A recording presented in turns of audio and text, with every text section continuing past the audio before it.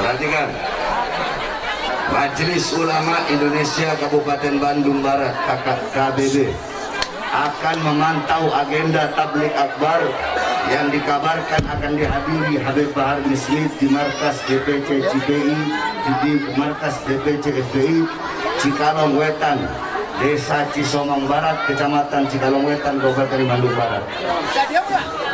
Dari manapun mubaliknya harus dipantau terkait isi ceramahnya supaya sesuai pedoman dalam agama. Intinya isi ceramah jangan memprovokasi, ujar Ketua MUI KBB Muhammad Ridwan saat dihubungi. Ridwan mengatakan pemantauan agenda tersebut akan dilakukan perwakilan MUI Bandung Barat karena pengawasan terkait pelaksanaan kegiatan tersebut juga menjadi tanggung jawab MUI. Tablik akbar itu harus menyejukkan orang, patokannya rahmatan lil alamin, jangan yang lain katanya. Wakil MUI mana? Yang dari MUI mana? Berdiri. Antum dari MUI. Antum dari MUI ya. Nanti sampaikan apa ceramah saya kepada ketua MUI. Saya ajarkan kepada mereka seperti apa rahmatan lil alamin.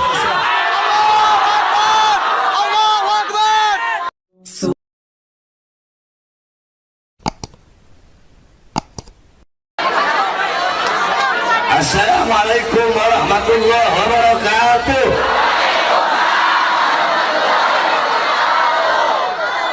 Alhamdulillahil ahad wassalatu wassalam ala man fis sama ismuhu Ahmad wa fil ardi ismuhu Muhammad wa ala alihi wa sahbihi wa ba'd. Yang saya cintai, yang saya muliakan, para alim ulama, para habaib, para kiai, para asatid, para tokoh masyarakat, para aparat pemerintah, wabil khusus guru kita Al-Habib Habibana Zaki Al-Idrus, beserta yang saya cintai, yang saya muliakan, segenap panitia daripada peringatan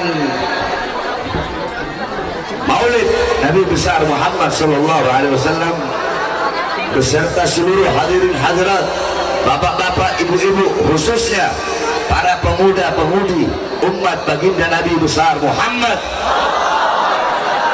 yang selalu dimuliakan oleh Allah Subhanahu wa taala.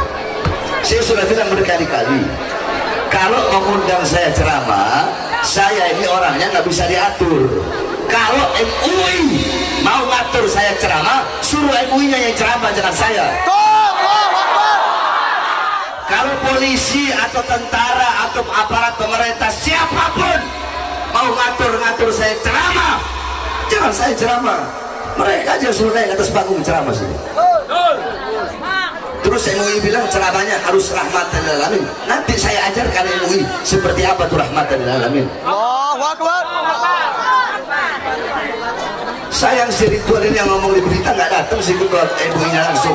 Harusnya langsung ketua MUI-nya datang. Oh tetap kami akan pantau, kami akan pantau. Kalian pantau nggak karaokean itu? MUI. Kalian pantau nggak itu acara-acara konser-konser? MUI pantau nggak? Kemana kalian?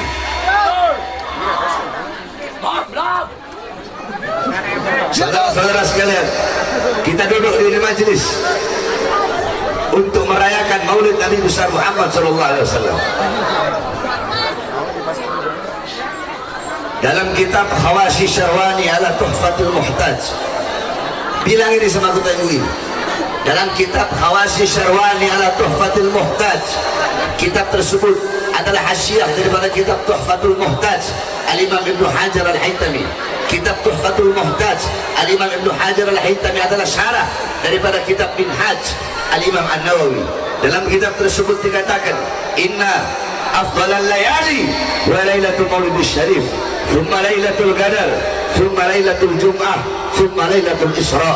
Sesungguhnya malam yang paling utama, malam yang paling mulia, malam yang paling agung adalah malam kelahiran baginda Nabi besar Muhammad sallallahu alaihi wasallam. Setelah malam kelahiran Nabi, baru malam Lailatul Qadar. Setelah malam Lailatul Qadar, baru malam Jumat. Setelah malam Jumat, baru malam Isra. Pertanyaannya, kenapa malam Maulid lebih utama daripada Lailatul Qadar?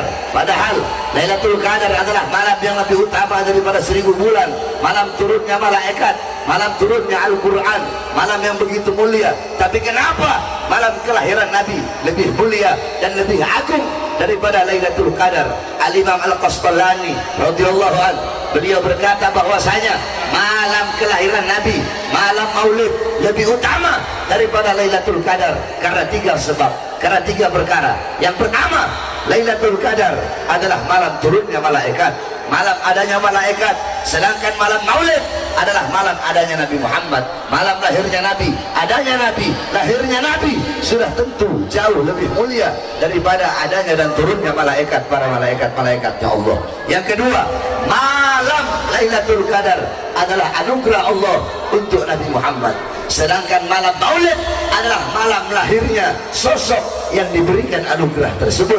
Berarti kalau bukan karena maulidnya Nabi, tidak akan ada yang namanya Lailatul Qadar. Bahkan Al-Imam Sayyid Muhammad bin Alwi Al-Maliki pernah menukil daripada perkataan Al-Imam Sayyid Muhammad Amin Qutbi radhiyallahu anhu. Beliau berkata, ya Lailatul Itsnin ma ba safahat, wahai malam Senin, apa yang telah menyapamu? Kau begitu mulia, kau begitu agung, kau begitu luhur, kau begitu suci. Wahai malam Senin, engkau menjadi mulia karena dari mula, berawal dari mula hari-hari yang mulia dalam Islam. Karena kalau bukan kelahiran Nabi, kalau bukan karena di awal daripada maulid Nabi, kalau bukan karena kelahiran Nabi, maulid Nabi, tidak akan ada hari-hari besar Islam, tidak akan ada Idul Fitri, tidak akan ada Idul Adha, tidak akan ada Nuzulul Quran, tidak akan ada Ramadan, tidak akan ada Lailatul Qadar, tidak akan ada Islam, tidak akan ada iman, tidak akan ada ilmu, tidak akan ada amal, wara, khauf, akhlak, adab, khasyah, zuhud, tidak akan ada qanaah, tidak akan ada amar ma'ruf, nahi munkar, jihad dan lain-lainnya. Kalau bukan itu semua diawali daripada maulid atau kelahiran baginda Nabi besar Muhammad sallallahu alaihi wasallam. Yang ketiga, saudara-saudara, malam maulid lebih utama daripada Lailatul Qadar. Kenapa kelahiran Nabi lebih utama daripada Lailatul Qadar? Al-Imam Al-Qastalani radhiyallahu anhu, beliau mengatakan karena Lailatul Qadar itu rahmat Allah bagi umat Nabi Muhammad saja, rahmat Allah bagi umat Nabi Muhammad saja. Sedangkan adanya Nabi Muhammad, lahirnya Nabi Muhammad itu bukan hanya rahmat Allah bagi umat Nabi Muhammad saja, tapi adalah rahmat Allah bagi seluruh alam semesta. Sebagaimana dalam Al-Quran Allah berfirman, wa ma arsalnaka illa rahmatan lil alamin. Tidak aku utus engkau wahai Muhammad kecuali engkau adalah rahmat bagi seluruh alam semesta. Lailatul Qadar itu hanya rahmat Allah bagi umat Nabi Muhammad saja, sedangkan Nabi Muhammad adalah rahmat Allah bagi seluruh alam semesta, seluruh makhluk, bagi seluruh manusia, bukan hanya umat Nabi Muhammad sallallahu alaihi wasallam. Oleh karenanya kita duduk di sini, bergembira di sini, kita duduk merayakan Maulid. Kenapa? Karena bergembira dengan rahmat Allah Subhanahu wa taala. Sebagaimana dalam Al-Qur'an Allah berfirman, "Qul bi fadlillah wa bi rahmati fabidzalika falyafrahu." Katakanlah, dengan karunia Allah dan dengan rahmat Allah, maka dengan karunia dan rahmat tersebut falyafrahu, hendaklah mereka bergembira. Dalam kitab tafsir Ma'alimut Tanzil Al-Imam Baghawi, dalam kitab tafsir Jami'ul Bayan Al-Imam Ibnu Jarir At-Tabari, dalam kitab tafsir Madarikut Tanzil Al-Imam An-Nasafi, dalam kitab tafsir Ad-Durrul Manthur tafsir bil Ma'thur Al-Imam As-Suyuti, dalam kitab tafsir Anwarut Tanzil Al-Imam Baydawi, dalam kitab tafsir Anwarut Tanzil Al-Imam Baydawi, dalam kitab tafsir Jalalain Al-Imam Jalaluddin Al-Mahalli dan Al-Imam Jalaluddin As-Suyuti, dikatakan bahwasanya karunia Allah dalam ayat tersebut adalah ilmu, Al-Quran, iman dan Islam. Sedangkan rahmat Allah dalam ayat tersebut siapa? Dalam ayat yang lain Allah berfirman, wa ma arsalnaka illa rahmatan lil alamin. Tidak aku utus engkau wahai Muhammad kecuali engkau adalah rahmat bagi seluruh alam semesta. Nah, dengan adanya Islam, iman, ilmu dan Al-Quran sebagai karunia Allah, dan dengan adanya Nabi Muhammad sebagai rahmat Allah, falyafrahu, maka hendaklah kita bergembira, hendaklah kita berbahagia dengan adanya baginda Nabi besar Muhammad sallallahu alaihi wasallam sebagai rahmat Allah yang paling besar, sebagai rahmat Allah yang paling agung. Saudara-saudara sekalian yang dimuliakan oleh Allah Subhanahu wa taala, MUI bilang Habib Bahar bahas rahmat lil alamin. Baik, akan saya bahas rahmat lil alamin. Saudara-saudara, Nabi Muhammad diutus oleh Allah untuk membawa rahmat. Membawa rahmat bukan hanya bagi umatnya saja, tapi untuk seluruh makhluk. Sampai-sampai Rasulullah berkata, irhamu man fil ardi yarhamkum man fis sama. Sayangilah, cintailah apa-apa yang ada di muka bumi, maka kalian akan disayangi dan dicintai oleh apa-apa yang ada di langitnya Allah Subhanahu wa taala. Saudara-saudara, apa-apa yang ada di bumi, Nabi Muhammad SAW menyampaikan bukan cintailah sesama kalian yang beriman, cintailah sesama kalian yang Islam, bukan hanya itu, atau cintailah kalian sesama manusia, bukan. Tapi Nabi Muhammad mengatakan irhamu man fil ard, cintailah, sayangilah apa saja, siapapun yang ada di muka bumi ya Allah. Ketika engkau sayangi, ketika engkau cintai, maka apa-apa yang ada di langit akan menyayangimu, apa-apa yang ada di langit akan mencintaimu. Itu salah satu bentuk kecil daripada rahmat, daripada kasih sayang baginda Nabi besar Muhammad sallallahu alaihi wasallam. Ada sebuah hadis yang dimana Rasulullah sallallahu alaihi wasallam bersabda, man ada dhimmiyan faqad adani.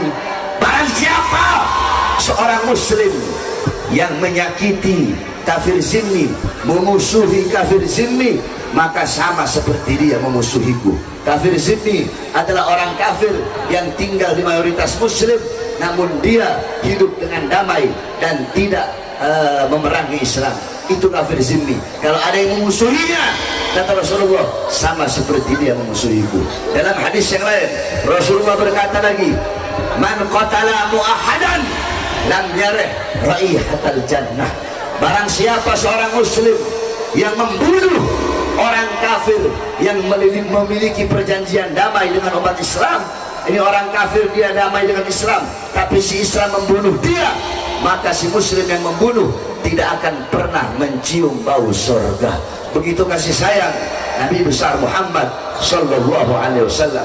Bagaimana kasih sayang Nabi kepada seorang Yahudi yang buta, bagaimana kasih sayang Nabi, kecintaan Nabi, rahmatnya Nabi, akhlaknya Nabi, pribadi beliau dihina, dicaci, dimaki, Nabi Muhammad diem, dilempar kotoran onta, dilempari dengan kotoran onta, dengan perut onta, beliau diem. Bahkan beliau menjenguk orang yang ketika melempari kotoran onta tersebut orangnya sakit, dijenguk oleh beliau. Saudara-saudara, Nabi Muhammad selama urusan pribadi, Nabi Muhammad selalu rahmatan lil alamin. Tapi coba engkau lihat bagaimana ketika sudah urusan agama, bagaimana ketika sudah menyangkut kaitan dengan agama, atau berkaitan dengan umat, atau berkaitan dengan rakyat, Nabi Muhammad tidak pernah diam. Bagaimana dengan hadis yang dimana Nabi Muhammad SAW pernah bersabda, man li Ka'ab bin Ashraf, man li Ka'ab bin Ashraf faqad adallahu wa rasul. Siapa dari kalian, wahai para sahabatku, yang bisa membunuh Ka'ab bin Ashraf? Karena apa? Karena Ka'ab bin Ashraf telah menyakiti Allah dan telah menyakiti Rasulnya Allah Subhanahu wa ta'ala. Saudara-saudara, rahmatan lil alamin. Banyak orang sekarang, ustadz sekarang, kiai sekarang, habib sekarang, mereka menyalah-artikan, salah tafsir, salah makna tentang rahmatan lil alamin. Rahmatan lil alamin mereka artikan untuk diam terhadap kezaliman, diam terhadap ketidakadilan, diam terhadap kemungkaran, diam terhadap kezaliman, diam terhadap kemungkaran. Sehingga apa? Kalau ada apa-apa, udah, Islam itu lembut, Islam itu kasih sayang. Kalau ceramah itu jangan keras-keras. Rasulullah itu gak pernah ceramah keras-keras. Goblok, kamu belajar di mana? Kok Rasulullah ceramahnya gak pernah tegas, Rasulullah ceramahnya gak pernah keras, kamu tidak pernah baca hadis. Karena Rasulullah idza khataba marrat ainahu.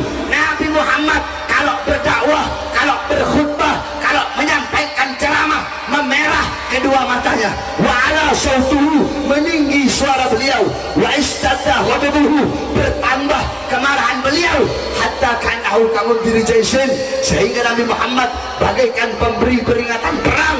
Sabbahakum masahakum, pagi ini kalian akan diserang, sore ini kalian akan diserang. Seperti itulah Nabi Muhammad kalau berkhutbah, saudara-saudara.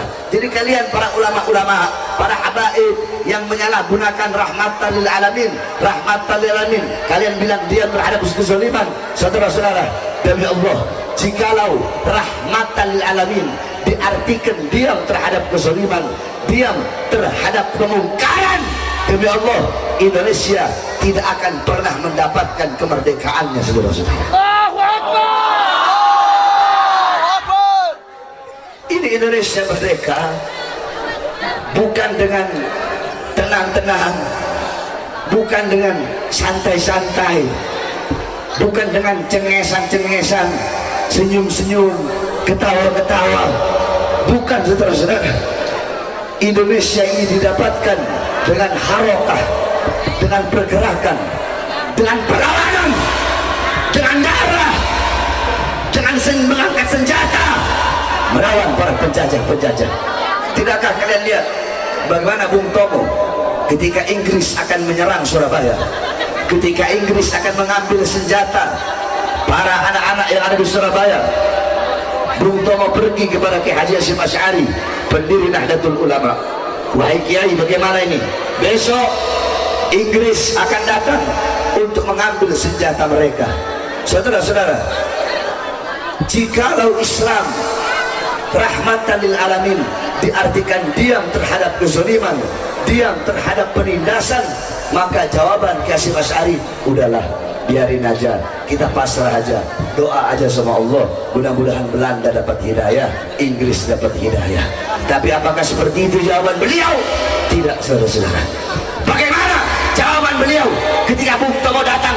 Apa kata beliau? Hubbul watan minal iman, cinta tanah air, cinta negara kesatuan Republik Indonesia merupakan bagian daripada iman.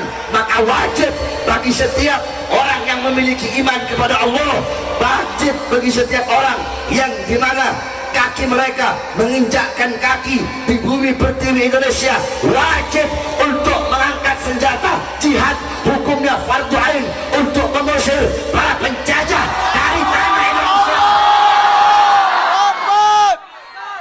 Kalau rahmatan lil alamin diartikan diam terhadap kezaliman, diam terhadap penindasan, diam terhadap kemungkaran, maka Indonesia tidak akan pernah mendapatkan kemerdekaannya. Betul? Kira-kira Ustaz, si Ridwan dengarin apa enggak?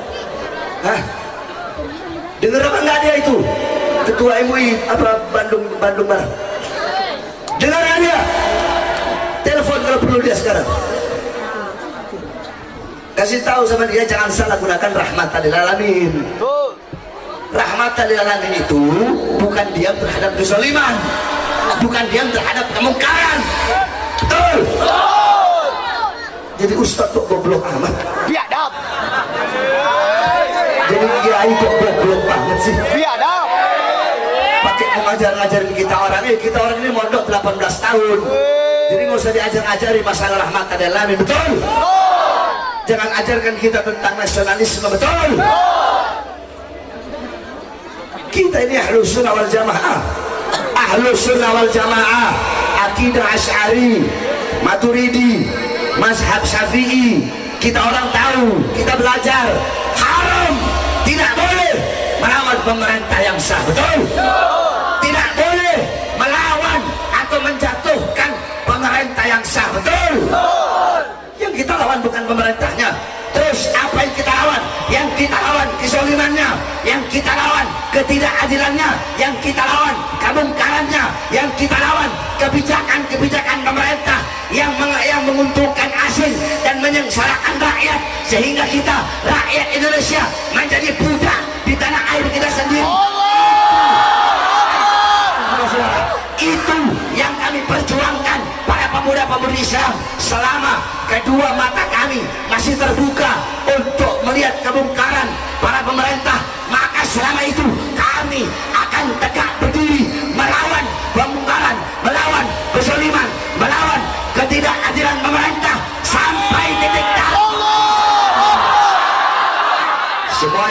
ini siap lawan kezaliman? Siap lawan kezaliman? Siap lawan kebongkaran? Siap lawan ketidakadilan? Allahu Akbar.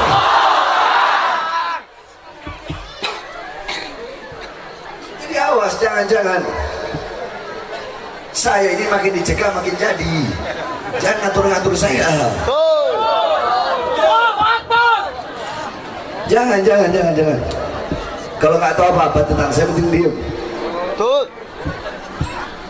Jangan pakai mau ngomong-ngomong ke panitia mau ini apa, jangan. Betul.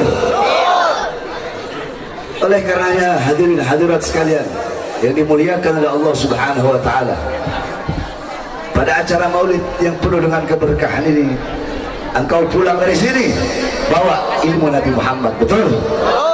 Bawa akhlak Nabi, betul? Bawa adab Nabi, betul? Kita orang ini para pendakwah yang tegas, tidak pernah kok kita menghilangkan kelembutan Nabi. Kita tahu ilmunya Nabi, akhlaknya Nabi, adabnya Nabi, dan kita sampaikan, betul? Kalian juga yang lembut, para penceramah, para pendakwah, Ustadz Kiai Habib yang selalu lembut, jangan hilangkan ketegasan Nabi Muhammad, betul? Jangan. Saya tanya, 8 tambah 2 berapa? Berapa? 5 tambah 5? 7 tambah 3? 6 tambah 4? 9 tambah 1? Hasilnya sama tidak? Sama tidak? Hasilnya sama tidak? Cara berbaginya beda apa enggak? Cara pembagiannya beda apa sama? Nah, habaib ulama kiai begitu. Ada yang lembut, ada yang tegas.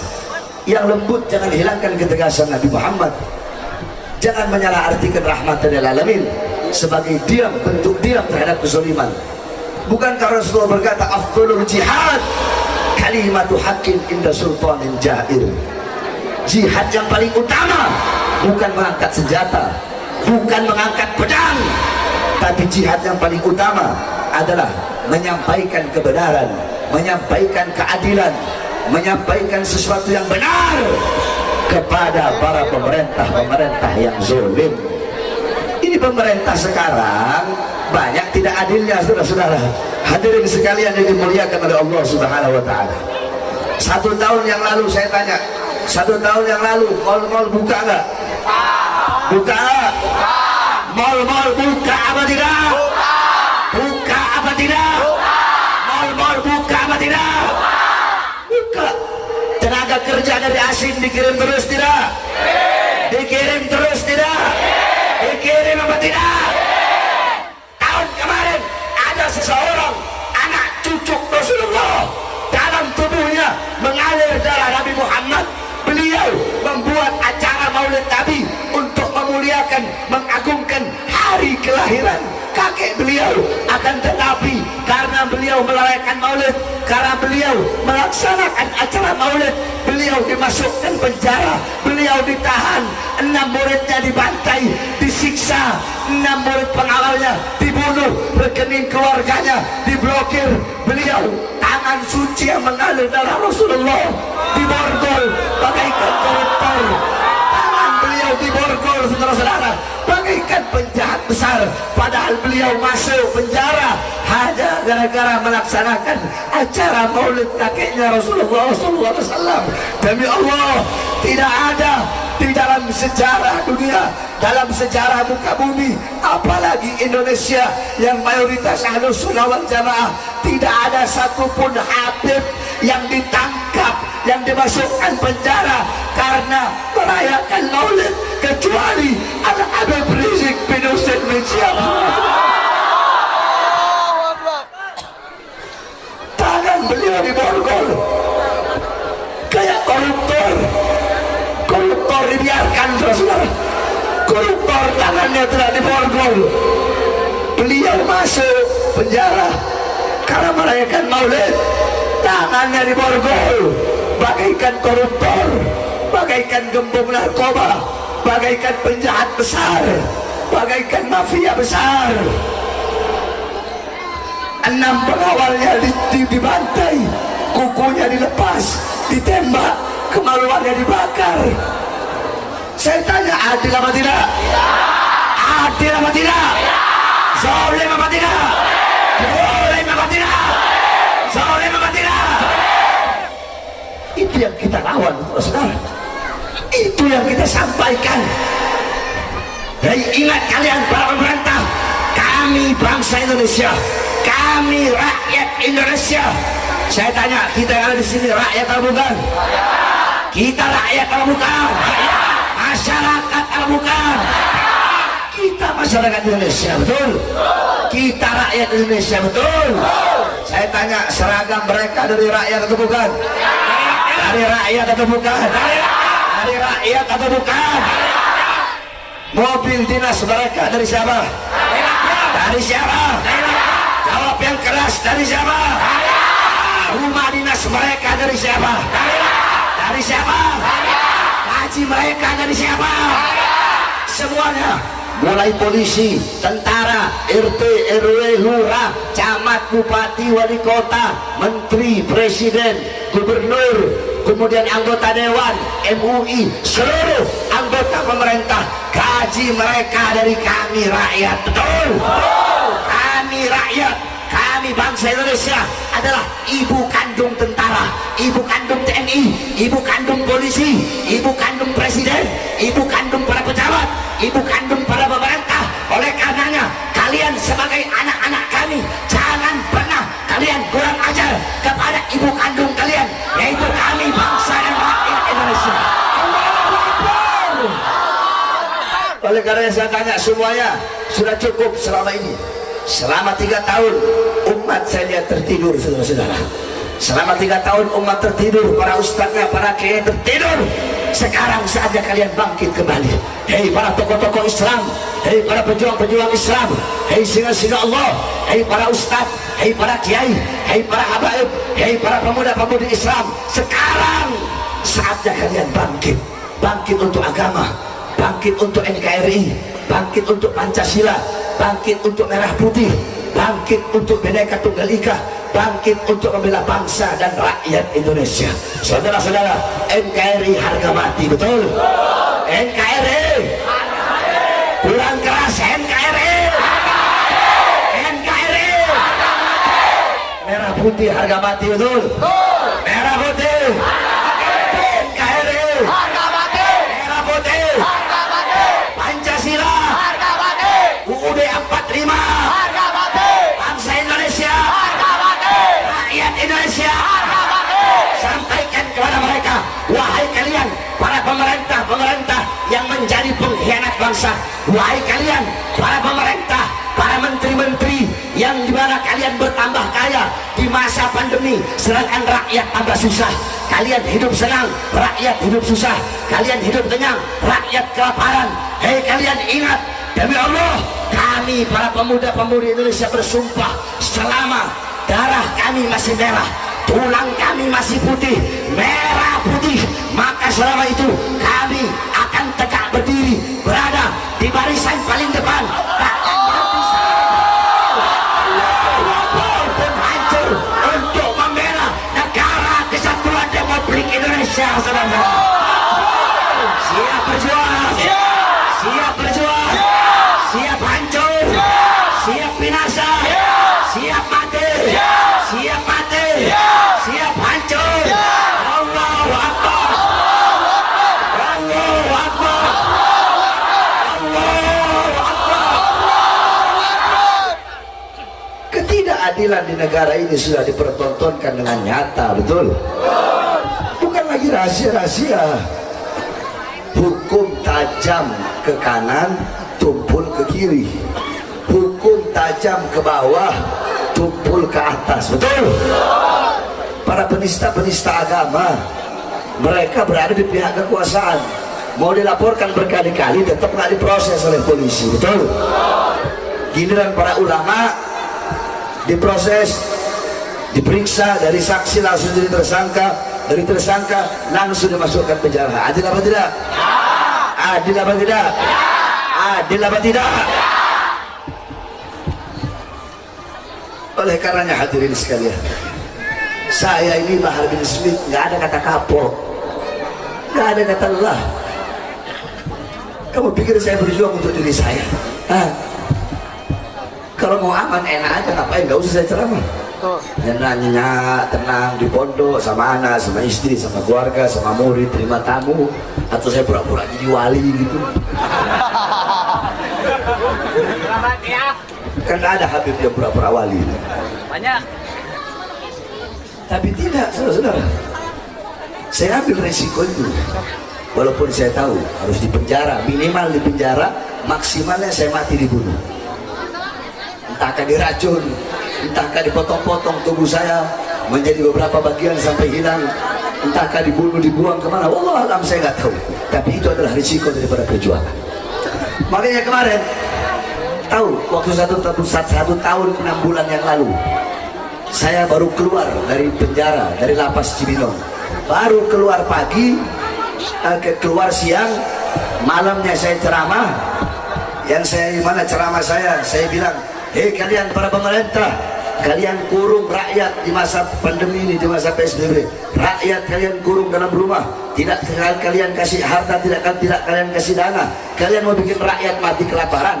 Tenaga kerja kalian kirim terus dari asing.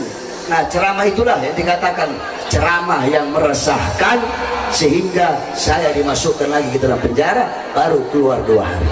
Saya tanya, kira-kira kau lihat saja ceramah saya di situ. Saya bela rakyat atau bukan? Siapa yang saya bela? Pribadi saya? Kepentingan saya? Siapa yang saya bela? Siapa? Siapa? Katanya meresahkan. Di sini kan rakyat. Emang itu meresahkan? Meresahkan? Meresahkan? Berarti bukan meresahkan rakyat, bukan meresahkan masyarakat, meresahkan mereka pemerintah. Sebab mulut saya kayak alkohol. Tahu alkohol? Alkohol kalau kena kulit ada luka, kena alkohol sakit gak? Sakit gak? Tapi kalau kulit nggak ada alkohol, kulit nggak ada luka, kena alkohol, dingin nggak? Dingin nggak? Berarti pemerintah kalau ada sesuatu yang rusak, sesuatu yang bobrok dalam sistemnya, kena kata-kata saya, kena lidah saya, merasakan sakit ya. Tapi kalau nggak ada apa-apanya, ya nggak bakal merasa sakit, biasa-biasa saja. Betul? Betul. Makanya bagi saya, ya Allah ya Rabb, saya mau ambil terima semua risiko itu, bukan untuk diri saya. Kenapa? Demi kalian, sebagai umat kakek saya Rasulullah SAW. Saya berani terima risiko itu demi bangsa, demi rakyat, demi Indonesia. Yang penting rakyat sejahtera, yang penting rakyat makmur.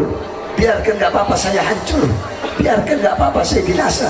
Saudara-saudara, bagi Bahar bin Smith, jangankan cuma di penjara, jangankan cuma masuk penjara, demi bangsa, demi rakyat, khususnya demi agama, demi Indonesia, jangankan cuma di penjara, demi negara kesatuan Republik Indonesia, demi bangsa, demi rakyat, demi Merah Putih, demi Garuda, demi Indonesia, jangankan cuma di penjara, nyawa saya, jiwa saya, darah saya murah untuk jatuh. Oleh kalian terakhir saya ingatkan sekali lagi, bangkit, saatnya kita bersatu, kembali berjuang, sama-sama berjuang untuk memakmurkan bangsa dan negara kesatuan Republik Indonesia. Saya tanya, siap bersatu? Siap bersatu? Siap bersatu? Siap bersatu? Siap kembali berjuang? Siap berada di bawah komando Habib Rizik? Siap berada di bawah komando Habib Rizik? Jangan siap-siap cuma di mulut, jangan siap-siap cuma dicongor. Giliran dengar ada 6 syuhada ditembak sama polisi, langsung mentalnya turun semua. Harusnya dengan wafatnya 6 syuhada, dengan wafatnya 6 pengawal, 6 laskar FBI, itu jangan jadikan air untuk memadamkan semangat kalian. Harusnya dengan wafatnya 6 syuhada, dengan wafatnya 6 laskar yang mengorbankan nyawanya, jiwanya demi membela anak cucu Rasulullah SAW, mereka tidak peduli walaupun nyawa mereka harus hilang, yang penting anak cucu Rasulullah selamat, yang penting anak cucu Rasulullah aman, itu baru namanya cinta. Nah, dengan adanya kejadian wafatnya 6 syuhada tersebut, jangan jadikan air yang memadamkan semangat juang kalian. Harusnya kisah wafatnya 6 syuhada, 6 laskar FPI yang membela Habib Rizik, jadikan mereka sebagai batu bara, sebagai bara api yang menjadi api yang menambah semangat juang kalian untuk membela anak cucu Rasulullah SAW.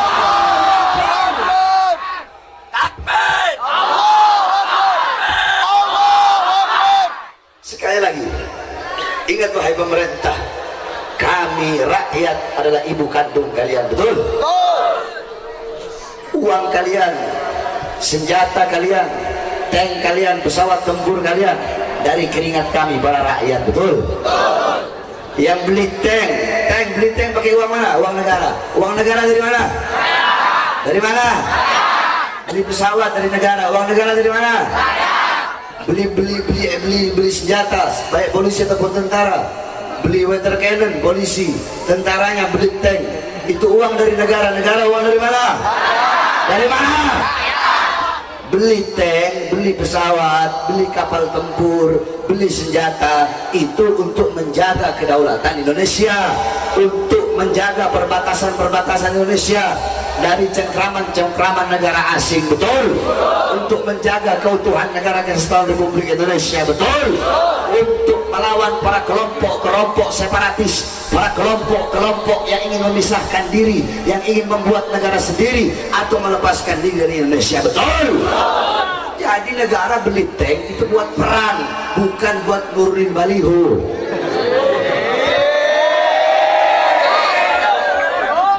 Ada nggak yang pakai tank buat turunin baliho? Ada nggak? Siapa? Siapa? Siapa? Siapa?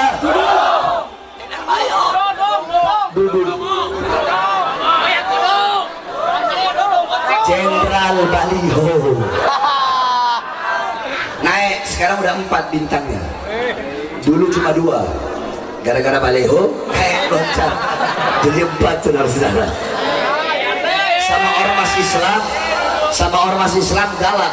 Wow, apa itu FPI? Bubarkan saja FPI. Sama Habib Rizik, nggak manggil Habib. Apa itu Rizik itu? Sok jagoan Rizik itu. Wow. Giliran sama OPM takut.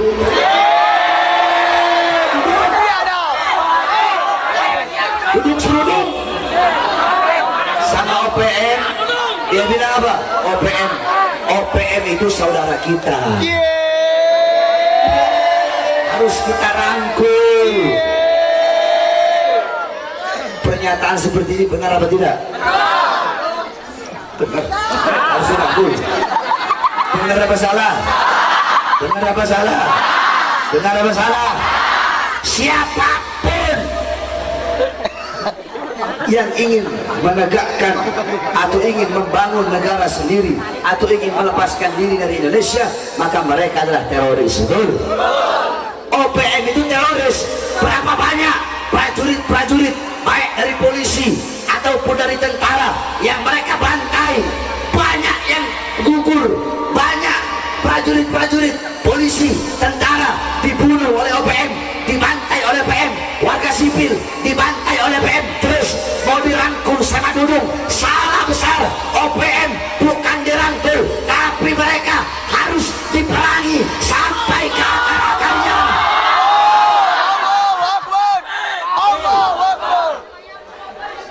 Jadi kalau yang begini-begini ini harus kita tegur. Salah ya salah, tapi kalau ada benernya ya kita bilang benar, betul? Kita nggak akan membenarkan yang salah dan menyalahkan yang benar. Contoh, Dudung pernah ngomong, kita akan merekrut para santri-santri untuk menjadi tentara. Bagus nggak itu? Bagus. Bagus nggak? Bagus. Dukung nggak? Dukung. Dukung nggak? Dukung. Kalau ada yang bagus darinya, yang baik darinya, kita ambil. Kita ambil. Tapi kalau ada yang nggak bener, kayak omongan Tuhan bukan orang Arab, nggak usah saya bahas panjang lagi. Kamu lihat aja udah pernah saya bahas sebelumnya. Nah, pernyataan-pernyataan seperti itu, kamu kalau tidak tahu agama, kalau goblok, kalau tolol dalam urusan agama, nggak usah sok tahu dalam urusan agama, betul? Urusan yang menjadi urusanmu, lawan sama OPM. sampai ke akar-akarnya. Gak usah sok-sokan cari muka terus mau bahas-bahas agama sampai nanti kamu bisa-bisa tersesat ke dalam lubang kemurtadan karena engkau menyamakan Allah dengan makhluk ciptaannya. Betul? Oleh karena yang mudah-mudahan duduk dapat hidayah. Pemerintah kita belajar pemerintah yang baik. Pemerintah yang taat kepada Allah. Yang patuh kepada Allah. Negara kita menjadi negara yang makmur, negara yang sejahtera, negara yang berwibawa, negara yang berdiri sendiri, negara yang tidak tunduk kepada negara-negara asing. Amin amin ya rabbal alamin. Menjadi negara yang menjadi baldatun thayyibatun wa rabbul ghafur. Amin amin ya rabbal alamin. Dudung atau pemerintah siapapun atau MUI tadi siapapun, kalau nggak mau dikritik jangan jadi pemerintah, jadi rakyat biasa. Betul? Kalau nggak mau dikritik ya jangan jadi pemerintah, jadi seperti kita rakyat biasa. Betul?